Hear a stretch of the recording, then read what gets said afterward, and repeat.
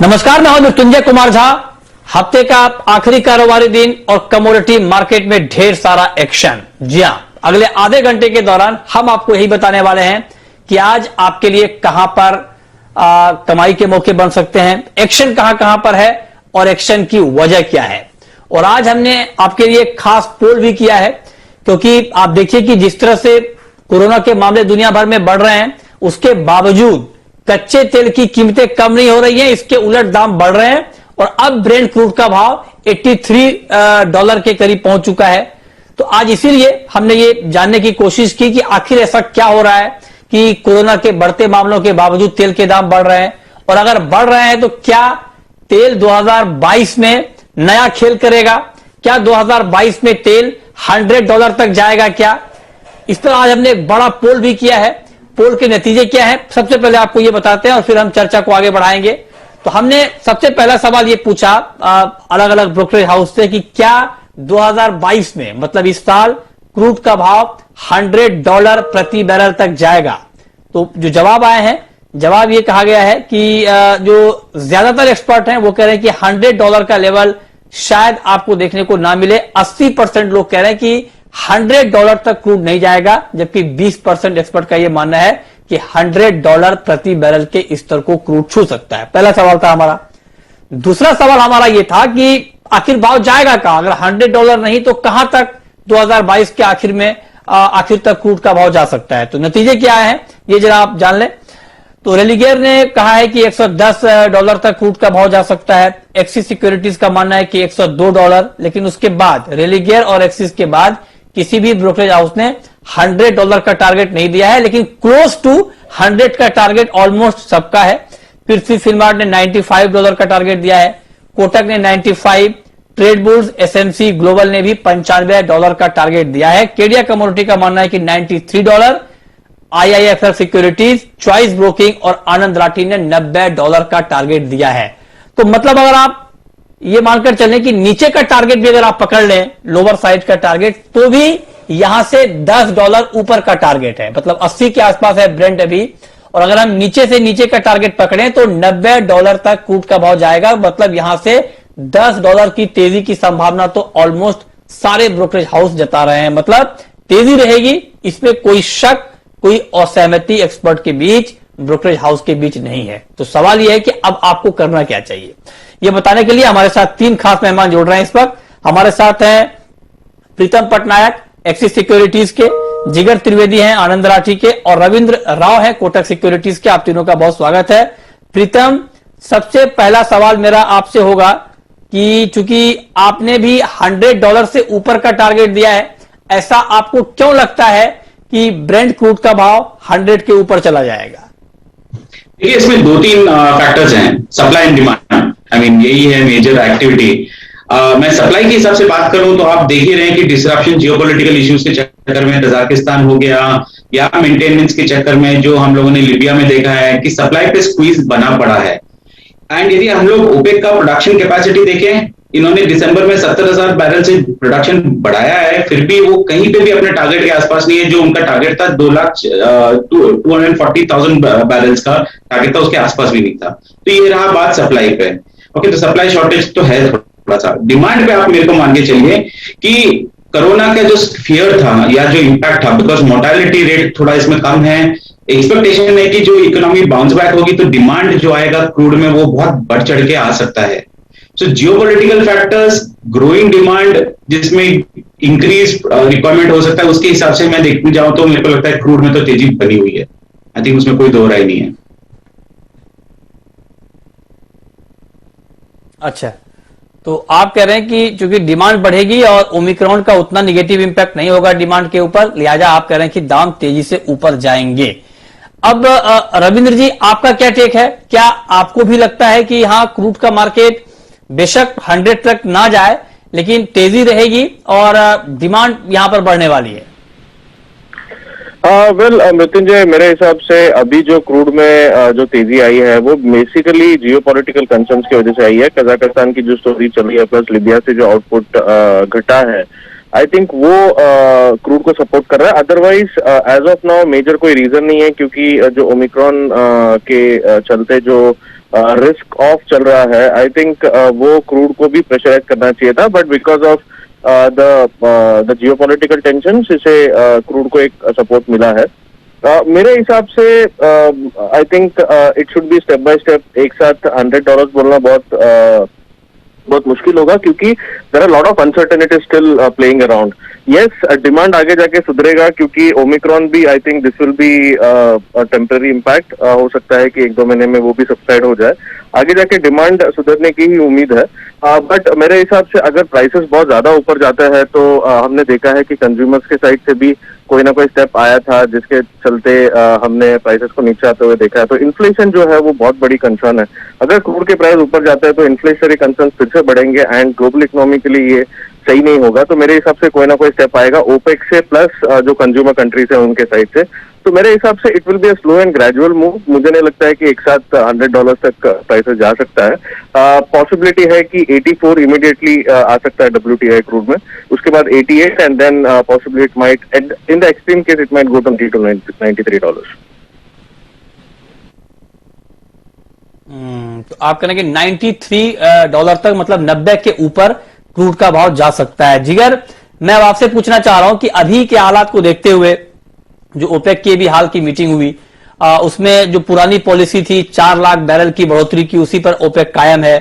OPEC में भी इस बात को लेकर मतलब कहीं ना कहीं चर्चा है, या फिर कहें कि सहमति है कि ओमिक्रॉन का उतना निगेटिव इंपैक्ट डिमांड पर नहीं पड़ेगा, ये बहुत शॉर्ट लिव्ड होगा, कम समय के लिए होगा, लिहाजा जब फिर से कामकाज शुरू होगा ठीक तरीके से तो एक बड़ा बूम क्रूड की डिमांड में यहां पर देखने को मिलेगा। क्या आप सहमत है क्या?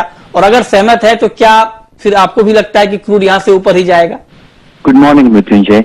एक बात हमें यहाँ पे याद रखनी पड़ेगी कि नवंबर में हमने अराउंड 20-21% का शार्प फॉल देखा था। उसके बाद हमने दिसंबर और जनवरी में 15%, 5% जैसा ये जो पुल बैक देखा है, that's because of that. Omicron की वजह से मार्केट में कंसर्न्स तो है डिमांड को लेकर, लेकिन अगर हम पिछले दिनों में जो इकोनॉमिक डेटा आए थे यूएस के, चाइना के, manufacturing PMI quite comfortably came about 50, मतलब कि इंडस्ट्री में स्लोली एंड ग्रेजुअली डिमांड तो रिवाइव हो रही है। बट जैसा कि यहाँ मानना है कि $100 का लेवल आए, आई डोंट थिंक कि वो आ सकता है। इन आवर ओपिनियन आगे जाके जब प्राइसेस बढ़ेंगे वापस से यूएस का ओपेक पे प्रेशर आएगा because of rising CPI, rising inflation numbers. Already it's at 6.8, highest since 1982। तो मुझे लग रहा है यूएस का प्रेशर होगा, स्ट्रेटेजिक रिजर्व रिलीज करने की बात करेंगे with the help of other consuming countries, जैसा कि रवि जी ने अभी बताया। आई थिंक $85-90 तक के चांसेस है, लेकिन ऊपरी स्तरों से थोड़ा बहुत प्रेशर तो आना चाहिए अगर इंट्राडे में पोजीशन लेनी है यहाँ पे मृत्युंजय। हाँ, क्योंकि ट्रेंड अभी थोड़ा पॉजिटिव है। ये हफ्ते में भी हमने अच्छा सा बाउंस देखा था प्राइसेस में, अराउंड 5600 से 5900 तक का लेवल देख लिया है। One can go long at current level itself. January buy at 5950, 5900 stop loss लेके 6050 के टारगेट के लिए यहाँ पे लॉन्ग इनिशिएट किया जा सकता है। ओके, तो ये राय आपकी है क्रूड के ऊपर, मतलब आप भी कह रहे हैं कि तेजी रहेगी। हाँ, भले $100 ना जाए, लेकिन आप कह रहे हैं कि यहां से धीरे धीरे मार्केट ऊपर जाएगा। रफ्तार भले आप कह रहे हैं कि थोड़ी धीमी रहेगी। लेकिन प्रीतम पटनायक जी, मैं पहले आपसे एक बार आज के लिए पूछ लेता हूं कि आज क्रूड में क्या किया जाए, क्योंकि आप देखिए कि ब्रेंट 82 के ऊपर चला गया है, नैमेक्स क्रूड 80 के ऊपर है, तो आज क्या बाइंग का ट्रेड ही ठीक रहेगा कच्चे तेल में? बिल्कुल बिल्कुल बिल्कुल, हमारा भी बाई कॉल ही है। हम लोग करें बाई क्रूड अराउंड 5900, एक स्टॉप लॉस लगा सकते हैं 5870 और टारगेट प्राइस 5950 का हम लोग लेके चल सकते हैं। ओके, अच्छा एक सवाल रविंद्र जी मेरा आपसे ये होगा कि आप लोग कह रहे हैं कि तेजी रहेगी, 90 के ऊपर जाएगा भाव, लेकिन जो दूसरा तर्क है क्रूड में तेजी नहीं आने का, वो ये है कि एक तो अमेरिका चाहेगा नहीं कि क्रूड के दाम बहुत बढ़े, क्योंकि सितंबर में मेरे ख्याल से मिड टर्म का इलेक्शन है यूएस में, और बाइडेन तब तक ये नहीं चाहेंगे कि क्रूड के दाम बढ़ जाए, उनका इंटरफेरेंस मतलब इसमें इंटरवीन करेंगे, पहली बात। दूसरी बात कि जो एक कंसर्न है डिमांड को लेकर, वो तो है ही। अगर मान लीजिए आगे डिमांड रिवाइव होने में, रिकवर होने में थोड़ा और वक्त लग जाता है, तो फिर भी एक ये मार्केट के लिए कंसर्न होगा। क्या ये दोनों वजह आपको नहीं लगता कि ठीक ठाक हैं क्रूड कीमतों को दबाव में रखने के? बिल्कुल मृत्युंजय, यही मैंने कहा मेरे पहले स्टेटमेंट में भी कि कंज्यूमर्स के साइड पे कंज्यूमर साइड से एक प्रेशर आएगा, जो हमने पिछले महीने में भी देखा था, जब भी यूएस, चाइना और इंडिया, इन सब देशों ने मिलके एक स्टेप लिया था। हालांकि कोई मेजर स्टेप नहीं था, but that was an indication कि अगर प्राइसेस ऊपर जाते हैं तो जो कंज्यूमर्स है they will become uncomfortable because of the inflationary pressures. और इन्फ्लेशन अभी जैसे कि मल्टी ईयर हाइस पर है, तो हर एक जगह से हम देख रहे हैं कि इन्फ्लेशन कंसर्न्स की वजह से even central bankers are taking the steps little faster. तो मेरे हिसाब से आई थिंक ये प्रेशर बना रहेगा, तो इसीलिए मैं कह रहा हूँ कि 90-95 भी अगर जाता है तो it will not be a smooth ride.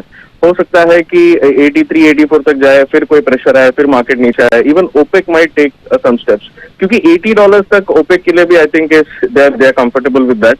लेकिन अगर उसके ऊपर जाता है तो इवन ओपेक के साइड से हम प्रोडक्शन बढ़ते हुए देखेंगे, क्योंकि अभी उन्होंने प्रोडक्शन स्टेबल रखा है, जो प्रोडक्शन हाइक जो है, लेकिन हो सकता है कि अगर प्राइसेस ऊपर जाते हैं तो दे माइट इंक्रीज दैट। तो मेरे हिसाब से इसको इन लोग स्टेबल रखेंगे अराउंड से 70 से लेके $80-85 तक। लेकिन अगर डिमांड में सुधार आती है आफ्टर दिस वायरस सबसाइड, तो I think that might nullify this और प्राइसेस फिर से एक बार ऊपर जा सकते हैं। तो मेरे हिसाब से प्रेशर तो रहेगा बिकॉज ऑफ द कंज्यूमर्स, लेकिन आई थिंक ओवरऑल सेंटिमेंट जो है वो अभी भी पॉजिटिव है। ओके, तो सेंटिमेंट आपको क्रूड का पॉजिटिव लग रहा है, शॉर्ट टर्म में थोड़ा बहुत दबाव रहेगा, लेकिन आगे आप कह रहे हैं कि तेजी की ही संभावना कच्चे तेल में बनी हुई है। बहुत शुक्रिया रविंद्र जी आपका जुड़ने के लिए और क्रूड पर बात करने के लिए, बताने के लिए कि आगे क्या यहां पर मार्केट का मूड माहौल रहेगा। छोटा सा ब्रेक, तुरंत लौटते हैं।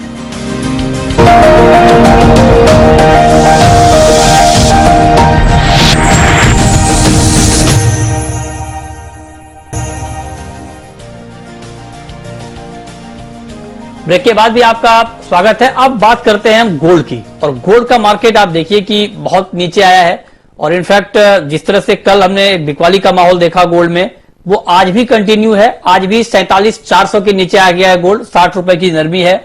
और मार्केट में इस बात को लेकर बहुत ज्यादा एक तरह से आप कहें कि दबाव का माहौल है, क्योंकि अमेरिका में ब्याज दरें बढ़नी है, जल्दी बढ़नी है, उसका मार्केट ने बहुत ज्यादा नेगेटिव इंपैक्ट देख लिया है, अभी भी देख रहा है। तो मैं आपसे पूछना चाहता हूं प्रीतम पटनायक जी कि इस खबर का और कितना इंपैक्ट हम देखेंगे डाउन साइड में। मतलब मैं ये जानना चाह रहा हूं कि क्या ये ऐसी खबर है अमेरिका में ब्याज दरें बढ़ने की कि ये मार्केट को धकेलते हुए 45 तक ले जाएगा? नहीं, देखिए दो चीजें हैं। ये कोई डिनाई नहीं कर सकता है कि ये खबर बहुत बड़ी खबर है, उसका इम्पैक्ट बहुत सिग्निफिकेंट होता है। पर साथ ही साथ में अपने को एक चीज और मान के चलना पड़ेगा इसमें कि ये खबर होने के बावजूद क्या इन्फ्लेशन में कंट्रोल आ गया है? वो नहीं आया है। तो खबर तक ठीक है, पर एक्शन जो करेगा फेड, उसके ऊपर लोगों का स्पेकुलेशन अभी बढ़ गया है। ये तो अभी इसमें कोई डिबेट ही नहीं है कि वो 3 इंटरेस्ट रेट हाइक करेंगे, और वो कितनी जल्दी करेंगे, वो किस पीरियड में करेंगे, उसके ऊपर अभी स्पेकुलेशन चालू है। उसी चक्कर में हम लोगों ने देखा हुआ है कि गोल्ड के ऊपर बहुत दबाव बना हुआ है। एंड इसीलिए आई वोंट बी सरप्राइज कि हम लोग इसको देखें कि नीचे इसमें अनदर $20-30 का फॉल आ सकता है। इसमें कोई सरप्राइज नहीं रहेगा। बट मेरा जो सेंस है, आप मान के चलिए जब तक गोल्ड 1830 कन्विंसिंगली क्रॉस नहीं करता है तो कोई बुलिश का ट्रेंड नहीं बनेगा। एंड एक चीज और मान के चलिए मिथुन जी, पहले भी हम लोगों ने देखा जब फेड ने इंक्रीज किया था, इनिशियल रिएक्शन गोल्ड में करेक्शन का आता है, बट उसके बाद स्टेबलाइज करके वो ग्रो करना शुरू कर देता है या रैली करता है गोल्ड। उसमें भी उस पीरियड में भी जब फेड इंक्रीज करता है इंटरेस्ट रेट, क्योंकि मार्केट ने पूरा इंफॉर्मेशन डाइजेस्ट कर लिया होता है। और आज का दिन आप देखें, इतनी ज्यादा न्यूज है, जियोपॉलिटिकल है, कल का यदि कजाकिस्तान का इशू बहुत ही सिवियर हो जाए या कोरोना का और एक कोई वेरिएंट आ जाए, ये एक फ्रेश ट्रिगर हो जाता है गोल्ड प्राइसेस के लिए, और उसको इसलिए गोल्ड को थोड़ा सपोर्ट बना हुआ है। तो लॉन्ग टर्म में मेरे को लगता है एक बार एक डिप अच्छा खासा आएगा, but it will be a good buying opportunity. और शॉर्ट टर्म के हिसाब से आज का हमारा कॉल बहुत सिंपल है, हम लोग इसको बहुत टेक्निकल लेवल पे देख रहे हैं। हम लोग बोल रहे हैं हम लोग गोल्ड को खरीद के चल सकते हैं एट 47,350 लेवल्स। जब एक उस लेवल पे आता है, एक स्टॉप लॉस लगा के, स्ट्रिक्ट स्टॉप लॉस में बोलना चाहता हूं इधर 47,200 का और टारगेट 47,550 का। क्योंकि आज वैसे भी नॉन फार्म पेरोल डेटा है, लोग उसको बहुत क्लोजली वॉच करेंगे, उसका क्या इम्पैक्ट है। बट एक चीज और है मृत्युंजय कि सारा जो मैक्रो डेटा आ रहा है अमेरिका में वो इतना पॉजिटिव नहीं आ रहा है, फिर भी डॉलर का स्ट्रेंथ बना हुआ है। तो गोल्ड देख रहे हैं हमको, हाँ, तो हमको दोनों को ट्रैक करना पड़ेगा। ठीक है, अच्छा ठीक है। जिगर अब आप बताएं, हाँ जिगर अब आप बताएं कि क्या 47,000 या उससे नीचे के टारगेट के लिए गोल्ड में सेल करना भी ठीक है क्या? मृत्युंजय, मुझे लग रहा है नीचे के स्तरों से बाइंग मोमेंटम आ सकता है। आज का जो गोल्ड में जो हमने बिकॉली देखी हुई है, आई थिंक यूएसडी आईएनआर पैर में वापस से एक वीकनेस बढ़ी है आज, तो that's why selling. Otherwise international market में बहुत फ्लैट है, $1790 के आसपास। यस, शाम को नॉन फार्म पेरोल के नंबर्स भी आने वाले हैं, that will play a major role. ये वीक में हमने देख लिया है, it's already down by 1.5%, pull back मुमकिन है। सो मुझे लग रहा है नीचे के स्तरों से, in fact one can go long at current levels also Mrityunjay.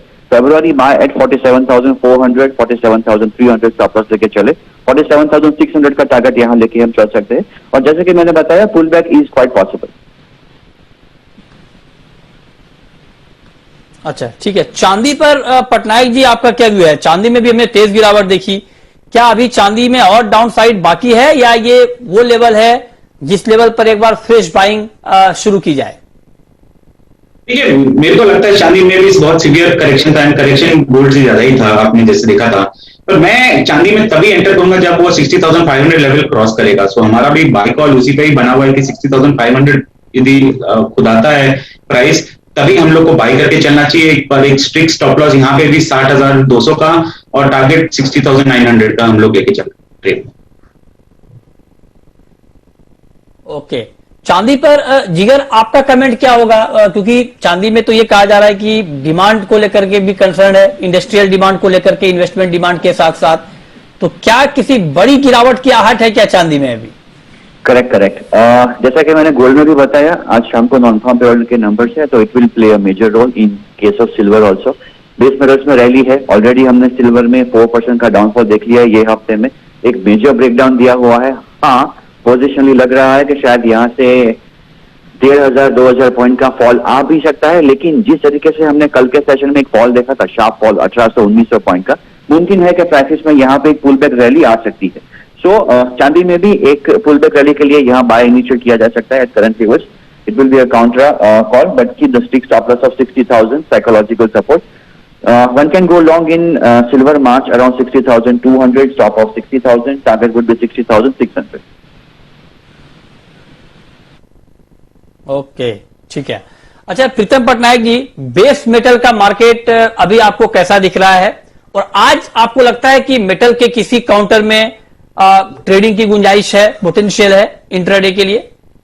मेरे को बेस मेटल पैक में मेरे को एल्यूमिनियम एंड जिंक थोड़ा अट्रैक्टिव लग रहा है। कॉपर में still there are lot of development जिसके हमको वेट करना पड़ेगा, जिसमें हम लोग बाय कर सकते हैं। देखिए, एल्यूमिनियम में सप्लाई का कंस्ट्रेंट है, वो तो क्लियरली मालूम है। आप यदि देखोगे प्रीमियम्स इन लंदन मार्केट में क्लोज टू अबाउट $430 का चल रहा है, करेक्ट। साथ ही साथ power cost has increase significantly, बहुत यूरोप में इंक्रीज हुआ है और चाइना में तो था ही प्रॉब्लम। इंडोनेशिया का जो इंपोर्ट कोल का बंद हुआ है उसके चक्कर में उनको और प्रॉब्लम आई है। नाउ स्मेल्टिंग कैपेसिटी कम हो गई है, इन्वेंट्री कम है और डिमांड बरकरार है सर इसमें अभी आज तक। इसलिए I think aluminium is a no brainer, उसको हमको खरीद के चलना चाहिए। हम लोग का कॉल है, बल्कि एल्यूमिनियम हम लोग बाय कर सकते हैं 2 levels with stop loss at 231 and a target price of 235। ठीक है, ओके ठीक है, ये राय आपकी मेटल पे हो गई। अब हम बात करते हैं एग्री मार्केट की। बिल्कुल संक्षेप में जिगर, ग्वार और जीरा आज के लिए क्या किया जाए इसमें? मृत्युंजय, गुआर और जीरा दोनों में खरीदारी का माहौल बन रहा है। गुआर से January one can go long around 6230, 6180 stop loss and 6350 target. जीरा जनवरी बाय करके चले 17,300 के आसपास, 17,000 का स्टॉप लॉस, 17,900 का टारगेट। ये दोनों कॉल्स मेरे टेक्निकल कॉल। ओके, बहुत शुक्रिया जिगर आपका, प्रीतम पटनायक जी आपका, जुड़ने के लिए, बताने के लिए कहां पर कमाई के मौके बनेंगे। छोटा सा ब्रेक होगा और ब्रेक के बाद देखिए कॉर्पोरेट रडार। नमस्कार।